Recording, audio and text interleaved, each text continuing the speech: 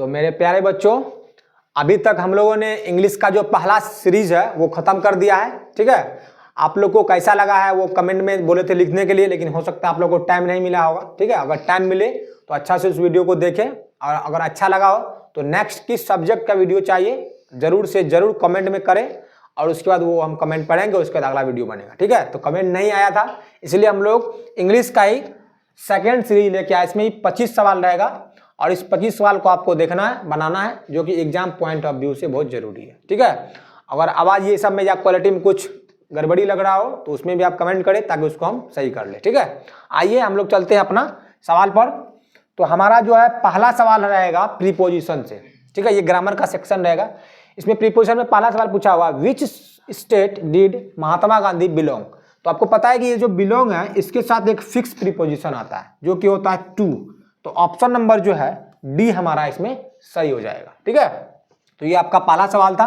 तो आपको याद रखना है कि ग्रामर में जो है सबसे ज्यादा सवाल पूछा जाता है। ग्रामर से आपको 60 नंबर का, और बुक से आपको 40 नंबर का सवाल। ठीक है, बुक से 40 और ग्रामर से 60। इसमें कि प्रीपोजिशन भी एक अच्छा रोल निभाता है। इसमें 3 से 4 नंबर आपको प्रीपोजिशन पूछ देगा, इसको आपको प्रीपोजिशन लिख के चलना है। ठीक है, अगर आपको लगेगा कि प्रीपोजिशन नहीं आ रहा है तो उसके लिए भी मैं 5-10 मिनट का वीडियो बना सकता हूं अगर आप कमेंट करें तो। ठीक है, चलिए आते हैं हम लोग नेक्स्ट सवाल पर। हमारा नेक्स्ट सवाल है टाइम एंड टेंस से। ठीक है, क्या सवाल है, my sister dash as an steno in the past. तो मेरी जो बहन थी वो पास्ट में मतलब भूतकाल में जो एक क्या था, स्टेनो था। ठीक है, तो ये भूतकाल का बात हो रहा, तो यहाँ पर तो हैव वाला कोई बात होगा नहीं, प्रेजेंट वाला कोई बात होगा नहीं, और वर्किंग डायरेक्ट हेल्पिंग वर्ब के बाद डायरेक्ट ING आया है तो वो तो होगा ही नहीं, ऐसे कट जाएगा। तो ऑप्शन नंबर डी जो हमारा इसमें पास्ट का बात हो रहा तो पास्ट का वर्ब लगेगा। ऑप्शन नंबर डी वर्ब जो है इसमें हमारा क्या हो जाएगा, सही हो जाएगा। आते हैं हम लोग नेक्स्ट सवाल क्वेश्चन नंबर 3 पर। ठीक है, इसमें हमारा सवाल है, इसमें करेक्ट प्रीपोजिशन चुनना है। ठीक है, तो I am good dash tennis. कोई भी चीज में अगर कोई भी आदमी दक्ष तो होता है। ठीक है, दक्ष मतलब हो गया आपको एक्सपीरियंस वाला आदमी है, बहुत अच्छा उसमें जानकारी है, उसको बहुत अच्छा खेलता है, तो उसके साथ गुड एट होता है। क्या होता है, गुड एट। तो I am good at tennis. तो ऑप्शन नंबर हमारा बी जो है ये सही हो जाएगा। ठीक है, ये भी प्रीपोजिशन था आपका। आते हैं हम लोग नेक्स्ट सवाल क्वेश्चन नंबर 4 पर। इसमें क्या दिया हुआ है, इसमें हमको देखना है कि करेक्ट ऑप्शन करेक्ट कौन सा है वो हमें चुनना है। ठीक है, इसमें आपको हेल्पिंग वर्ब से रिलेटेड सवाल है, हेल्पिंग वर्ब में सही चुनना है। जैसे वी ऑलमोस्ट रेडी, मतलब हम लोग जो है पूरी तरह से हम लोग तैयार है, एक तरह से इसी तरह का सेंटेंस है। ठीक है, हम लोग तरह से क्या है, हम लोग पूरी तरह से तैयार है। तो यहाँ क्या लगेगा, तो देखिए सबसे पहले वी है, वी क्या है, प्लूरल वर्ब है, सॉरी प्लूरल सब्जेक्ट है। तो प्लूरल सब्जेक्ट के लिए प्लूरल वर्ब आएगा। तो अगर प्लूरल का बात करते हैं हम लोग तो एम जो है ये सिर्फ आई के लिए आएगा, ये तो होगा नहीं। ई सिंगुलर हो गया, सिंगुलर सब्जेक्ट होता तो ई जाता।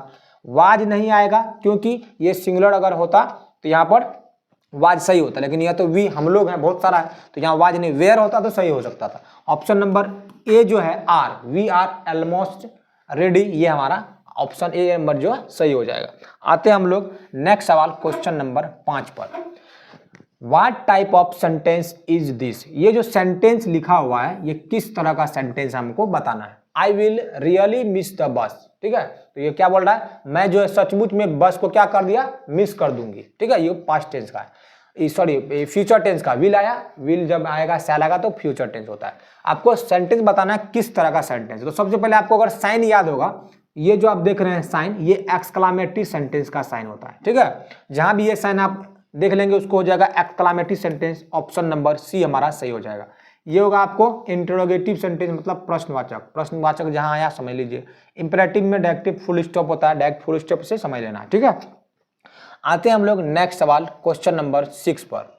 द स्टोरी इज डैश, इसमें करेक्ट ऑप्शन चुनना है। ठीक है, तो द स्टोरी, ये जो कहानी है ये बहुत अच्छी कहानी है। ठीक है, टू गुड मतलब बहुत अच्छी कहानी है। तो ऑप्शन नंबर डी जो हमारा इसमें सही हो जाएगा। ठीक, आते हम लोग नेक्स्ट सवाल क्वेश्चन नंबर 7 पर। क्वेश्चन नंबर 7 हमारा क्या कर रहा है इसमें, question number 7, a poem written on the death of love one is known as dash. इसमें करेक्ट ऑप्शन हमको चुनना है। तो ये जो पोएम लिखा गया है ये एक मतलब एक प्रेम की जो मृत्यु हुई है एक तरह से, ये किस पोएम का है और वो पोएम जो है किस मतलब किस टाइप का है वो हमें बताना। ओड टाइप का है, एपिक है या सोनेट है। सोनेट मतलब जो 14 पंक्ति का जो पोएम होता है ना, 14 पंक्ति का जो पोएम्स होता है उसको सोनेट बोलते हैं। ठीक है, तो इसमें हमारा ऑप्शन नंबर जो है ए सही हो जाएगा। इलेजी, ऑप्शन नंबर ए इसमें हमारा क्या हो जाएगा, सही हो जाएगा। आते हैं हम लोग नेक्स्ट सवाल पर, question number 8। I have dash to the finish line and back. मैं जो है फिनिश लाइन तक गया और वापस हो गया। बैक मतलब वापस हो गया, मतलब एक तरह से खेल है ये, ठीक है। इसमें कौन सा ऑप्शन, आपको अगर फ्रेजल वर्ब याद होगा, रन अवे। रन अवे का मतलब होता है भाग जाना, मतलब फिनिश लाइन को छुआ और वहां से क्या हुआ, फिर से भाग गया। तो ऑप्शन नंबर डी जो हमारा इसमें क्या हो जाएगा, सही हो जाएगा, रन अवे। इसका मतलब क्या होता है, भाग जाना होता है। उसके बाद आते हैं हम लोग नेक्स्ट सवाल, क्वेश्चन नंबर 9 पर। ब्लो हिज ऑन ट्रम्पेट, मतलब इसका क्या होगा वो हमें बताना है। तो समझ लीजिए ये जो आपको क्या है, ये आपका फ्रेजल वर्ब है, ठीक है। इसका मतलब क्या आता है वो हमें बताना। जब कोई भी आदमी अपना तारीफ खुद से करता है तो इसीलिए बोला जाता है ब्लो हिज ऑन ट्रम्पेट। क्या लिखा है, ब्लो हिज ऑन ट्रम्पेट। तो ऑप्शन नंबर बी जो है ये क्या लिखा हुआ, प्रेज वंस ऑन सेल्फ। मतलब प्रेज मतलब क्या होता है, प्रशंसा करना। प्रेज मतलब प्रशंसा करना, प्रशंसा करना। तो कोई आदमी खुद से अपना प्रशंसा करेगा उसी को बोला जाता है, ठीक है। ऑप्शन नंबर बी हमारा इसमें क्या हो जाएगा, सही हो जाएगा। आते हैं हम लोग नेक्स्ट सवाल, करेक्शन। इसमें करेक्ट स्पेलिंग कौन सा वो हमें दिखाना है। ये तो गलत हो जाएगा, एनिमेट का स्पेलिंग ये नहीं होगा, ये भी नहीं होगा, ये भी नहीं। ऑप्शन नंबर डी जो है ANIMAT, एनिमेट। एनिमेट जो है हमारा ऑप्शन नंबर डी हमारा इसमें क्या हो जाएगा, सही हो जाएगा। आते हैं हम लोग नेक्स्ट सवाल पर। The girl dash you saw was Sohan sister. आप पहले इसका हिंदी समझ लेते हैं कि जो लड़की है, द गर्ल मतलब लड़की जो है, यू सॉ मतलब तुमने जो देखा था, ये भीटू है, सॉ, सी का सा होता है, भीटू है। तुमने जो देखा था, वाज सोहन सिस्टर, वो जो लड़की है जो तुमने देखा था वो क्या है, वो सोहन की बहन है, ठीक है। तो वो किसके बारे में बात हो रहा है, तो यहाँ पर रिलेटिव के बारे में, मतलब रिलेट कर रहा है। तो ये जो लड़की है ना वो कौन है, वो सोहन की बहन है। तो यहाँ वेन का तो कोई रिलेशन का है ही नहीं, ठीक है। वाट का है ही नहीं। विच मतलब जो, यहाँ पर क्या सेंस देगा, जो। तो द गर्ल मतलब the girl which you saw, मतलब जिसको तुमने देखा था, ठीक है। ये होम जिसका जिसकी होता है। तो ऑप्शन नंबर बी जो हमारा इसमें सही हो जाएगा, which. The girl which you saw was Sohan sister. वह गर्ल जो तुमने देखा था वो कौन है, वो सोहन की बहन है। तो ऑप्शन नंबर हमारा बी जो इसमें क्या हो जाएगा, सही हो जाएगा। आते हैं हम लोग नेक्स्ट सवाल, क्वेश्चन नंबर 12 पर। सी इज वाइज डैश टिमिड। इसको हमको देखना है कि ये जो है किस टाइप का सेंटेंस है। तो सबसे पहले देखिए कि ये सी इज वाइज मतलब वो क्या, बुद्धिमान है। लेकिन उसके बाद क्या बोला है, टिमिड। तो हाउएवर मतलब है हालांकि, या सी इज वाइज हालांकि, और टिमिड मतलब होता है डरपोक। वह बुद्धिमान है हालांकि डरपोक है, ऐसा कोई सेंस नहीं बनता, ये नहीं होगा। येट मतलब अभी तक, इसका भी कोई सेंस नहीं होगा। एन का तो कोई सेंस है ही नहीं, काहे कि यहाँ पर कोई भवेल आया नहीं, आया तो अगर तो ए एन लगता तो बट होगा, ठीक है। वो बुद्धिमान तो है लेकिन डरपोक है, तो लेकिन का क्या होता है, बट होता है, BUT बट। तो सी इज वाइज मतलब वह बुद्धिमान है लेकिन डरपोक है। तो जरूरी नहीं कि कोई बुद्धिमान होगा तो वो डरपोक नहीं होगा, ठीक है। इसलिए ऑप्शन नंबर हमारा इसमें ए सही हो जाएगा। आते हैं हम लोग नेक्स्ट सवाल, क्वेश्चन नंबर 14 पर। इसमें हमको क्या देना है, पैसिव वॉइस। और कल ही मैंने पैसिव वॉइस बताया है, ठीक है। अगर आपको पता होगा तरीका तो आराम से आप बना सकते हैं। मैंने कल ही बताया था कि अगर कोई मॉडल वर्ब आएगा एक्टिव वॉइस में, क्या आएगा, मॉडल वर्ब। तो ये क्या दिया हुआ, ये दिया हुआ मेरा एक्टिव वॉइस, ठीक है। तो मैंने बताया था अगर कहीं मॉडल वर्ब आता है, ठीक है, तो मॉडल वर्ब के बाद क्या लगाना है, बी लगाना है। उसके बाद V3 लगाना है। ये देख लेना कौन सा ऑप्शन में मेरा आंसर सही हो जाएगा, ठीक है। कोई भी मॉडल वर्ब आ जाए, अगर कैन आ जाए, ठीक है, मे आ जाए, शुड आ जाए, कोई भी मॉडल वर्ब आया उसके साथ B + V3। तो पहला ऑप्शन देखते हैं, पहला ऑप्शन आने दीजिए। दूसरा ऑप्शन देखते हैं, यहाँ पर मस्ट आ गया, ठीक है। जबकि यहाँ पर शुड है तो शुड होना ही चाहिए उसमें। अगर एक्टिव वॉइस में शुड है तो पैसिव वॉइस में भी शुड होना चाहिए। तो यहाँ पर शुड नहीं है, पहला ऑप्शन खत्म। दूसरा में भी मस्ट दिया हुआ है, जबकि यहाँ पर शुड है, तो ये भी ऑप्शन खत्म। तीसरा में शुड दिया हुआ है, बी भी दिया हुआ है, तो शुड भी तो सही है लेकिन V3 होना चाहिए, जबकि यहाँ पर V4 है। ING दे दिया तो V4 हो गया, तो ये भी खत्म। तो ऑप्शन कटने से ऑप्शन नंबर ए हमारा सही हो जाएगा। यहाँ देखते हैं सब कुछ दिया भी है, शुड के बाद बी भी दिया हुआ है, एग्जामिन भी दिया हुआ है, V3 है ये, क्या है ये, V3। तो ऑप्शन नंबर ए हमारा इस तरह से क्या हो जाएगा, सही हो जाएगा। आते हैं हम लोग नेक्स्ट सवाल, क्वेश्चन नंबर 14 पर। ये भी हमारा इनडायरेक्ट स्पीच से दिया गया। क्या बोला है, सीता सेड मतलब सीता कहती है, या सीता कही, क्या, सी विल सिंग अ सॉन्ग, वह एक गाना गाएगी। सीता क्या कही, वह एक गाना गाएगी। हम यहाँ देखते हैं कि पहला वाला जो सेंटेंस है वो क्या है, वो पास्ट टेंस में है। पहला वाला सेंटेंस क्या है, पास्ट टेंस में।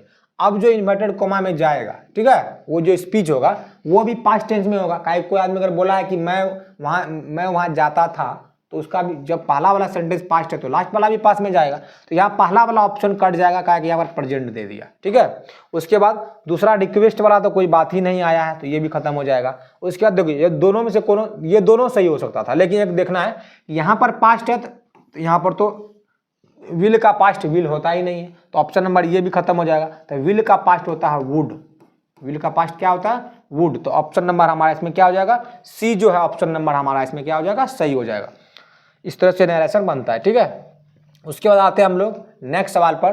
The antonym of occupied, occupied मतलब होता है अधिकृत करना, मतलब उसको क्या करना, अधिकृत कर लेना, अपने क्षेत्र में रख लेना। तो इसका हो गया ऑक्यूपाइड का वैकेंट, वैकेंट मतलब होता है खाली करना, मतलब उसको क्या करना, मतलब एक तरह से कोई भी चीज को अपने अधीन कर लिए तो उसको खाली करवा देना, वैकेंट कर लेना, खाली करवा देना। ऑप्शन नंबर डी जो हमारा इसमें क्या हो जाएगा, सही हो जाएगा। एग्जिट मतलब होता है बाहर निकालना, एग्जिट मतलब बाहर निकालना,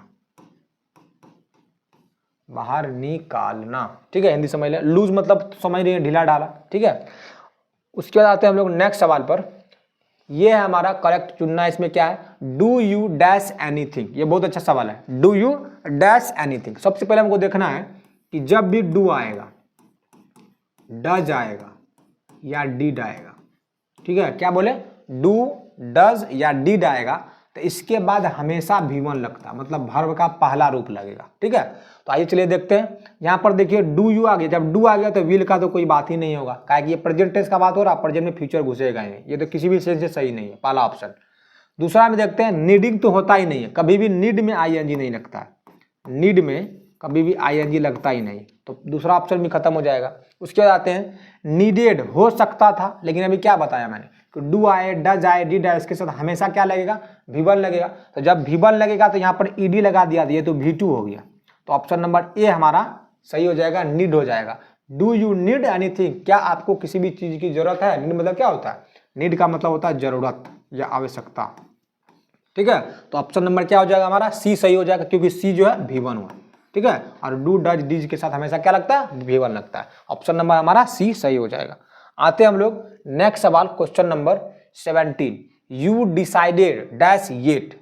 तो ये आपको देखने से क्या लगा, ये आपका V2 है, मतलब पास्ट टेंस है, ठीक है। तो पास्ट टेंस में ये क्या कर रहा है, यू डिसाइडेड डैश, ये पास्ट टेंस में हैज तो होगा ही नहीं, ठीक है, you decided.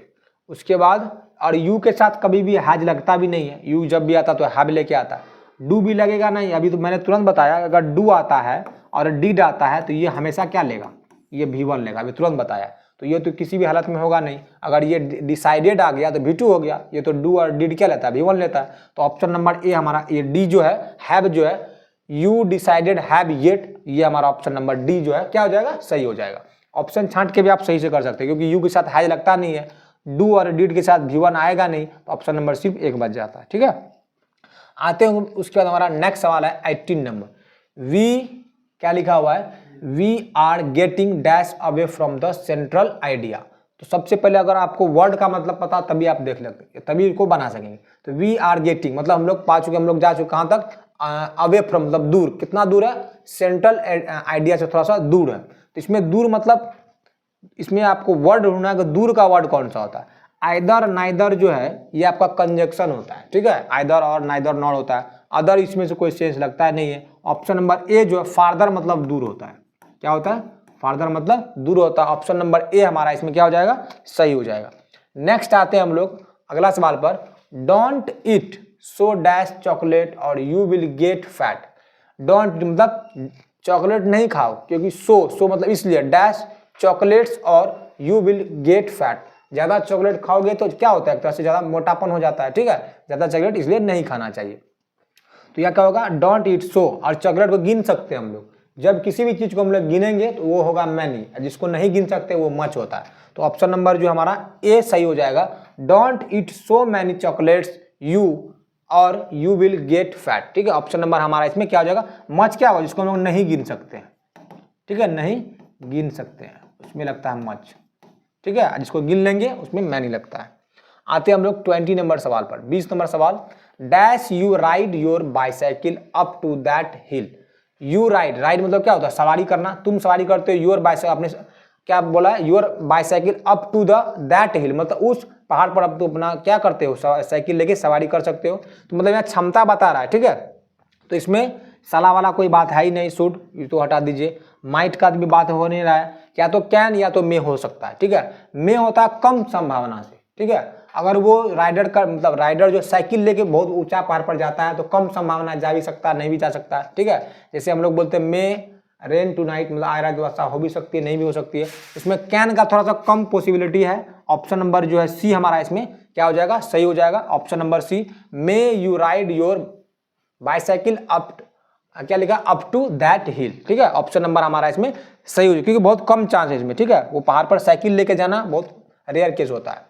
Mic and Hero dash from Japan, ये जो दोनों देख रहे हैं इससे आपको लगता होगा क्या, ये प्लूरल सब्जेक्ट है, क्या कि दो नाम आ गया।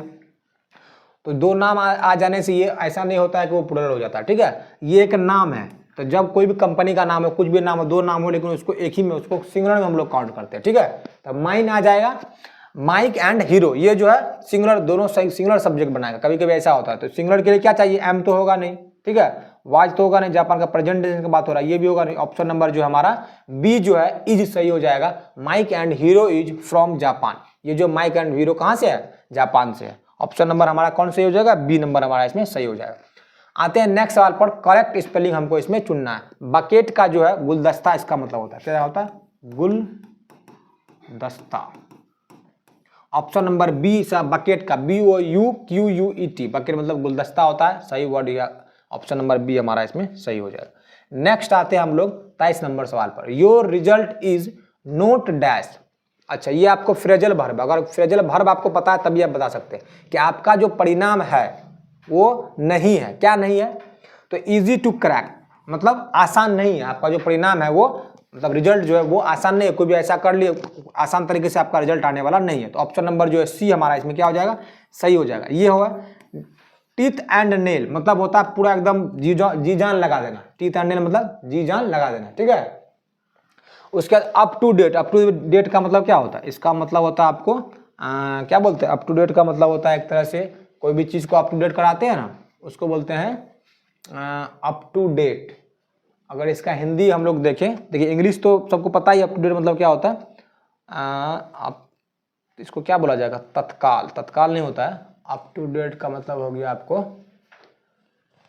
क्या होता है, up to date, up to date, up to date मतलब होता है नवीन, एक तरह से नवीन कर दीजिए, कोई भी चीज़ को अप टू डेट करना मतलब नया करना है, ठीक है, नया या नवीन, नया करना है या नवीन करना है। उसके बाद अप टू द मार्क, मतलब कोई भी एम जो होता है, फिक्स एम होता है, अप टू द मार्क, अपना एम जो फिक्स होता है। तो ये ऑप्शन नंबर हमारा इसमें सी सही हो रहा था। आते हम लोग नेक्स्ट सवाल पर, 24 नंबर सवाल पर, dash Alps are the longest mount range in Europe, ठीक है। यूरोप में जो सबसे लंबा जो माउंटेन है, पहाड़ है, रेंज है, श्रृंखला है अल्प्स का, उसके बारे में हमको बताता। आर्टिकल इसमें आया, आर्टिकल कौन सा लगेगा, तो ए तो लगेगा नहीं, ठीक है, क्योंकि अल्प एक बहुत बड़ा पहाड़ है, किसका, यूरोप का, ये रेंज में बहुत लॉन्गेस्ट पहाड़ होता है। इसमें आपको पता है जब कोई स्पेशल होता है तो क्या लगाते हैं, द लगाते हैं। ऑप्शन नंबर इसमें हमारा क्या हो जाएगा, सी जो है सही हो जाएगा। नेक्स्ट एवं लास्ट सवाल है हमारा, they will wash the car dash, ठीक है। आप ये क्या है, ये है क्वेश्चन टैग, क्या है, ये है क्वेश्चन टैग। तो क्वेश्चन टैग कैसे बनता है, इजी वे में आप जान लीजिए। अगर यहाँ पर दे विल दिया हुआ, एक सवाल जान लीजिए, सब सवाल आपका क्वेश्चन टैग का हो जाएगा। अगर यहाँ दे विल दिया हुआ, अगर यहाँ पॉजिटिव में बनाया है तो क्वेश्चन टैग नेगेटिव होगा, अगर यहाँ नेगेटिव देता है तो क्वेश्चन टैग पॉजिटिव होता है। तो यहाँ पर दिया दे विल, तो यह क्या लगता है आपको, पॉजिटिव में बात हो रहा है, ठीक है। अगर यहाँ पर नेगेटिव होता तो नो दे देता या नोट देता। दे विल है तो यहाँ आपको देखना है, दे विल पॉजिटिव है तो इसका क्वेश्चन टैग नेगेटिव बनेगा, मतलब नहीं वाला होना चाहिए। तो नहीं वाला में क्या होगा, यहाँ पर इसमें नहीं है क्योंकि नोट नहीं है, ठीक है। यहाँ पर विल है तो यहाँ पर कुड क्या कर रहा है, कुड का तो कोई जगह ही नहीं है। यहाँ वुड क्या कर रहा है, वुड का भी कोई जगह नहीं है, काहे कि विल प्लस नोट, तो विल और नोट मिल के क्या बनता है, वांट बनता है, ठीक है, क्या बनता है, वांट। तो ऑप्शन नंबर बी जो है सही हो जाएगा, काहे कि ये पॉजिटिव था तो नेगेटिव बनाता था, वांट दे हो जाएगा। ऑप्शन नंबर क्या हो जाएगा, बी हमारा इसमें सही हो जाएगा, ठीक है। तो ये था हमारा टोटल 25 सवाल, तो पिछला 25 और ये 25, टोटल 50 सवाल हो गया। इसको अच्छे से आप रिवाइज कीजिए, ठीक है। फिर नेक्स्ट डे हम लोग फिर 25 सवाल या 50 सवाल लेके आएंगे। उसके बाद अगले दिन होगा अगर तो हिस्ट्री का लाएंगे, मतलब इतिहास का टोटल 50 सवाल और पूरा डिटेल के साथ लाएंगे, जितना इंपॉर्टेंट होगा, VVI होगा, जो एग्जाम पॉइंट ऑफ व्यू से जरूरी होगा। ठीक है, तो इतना ही कहकर मैं इस वीडियो को समाप्त करता हूँ। नेक्स्ट वीडियो का इंतजार रहेगा। Okay, thank you.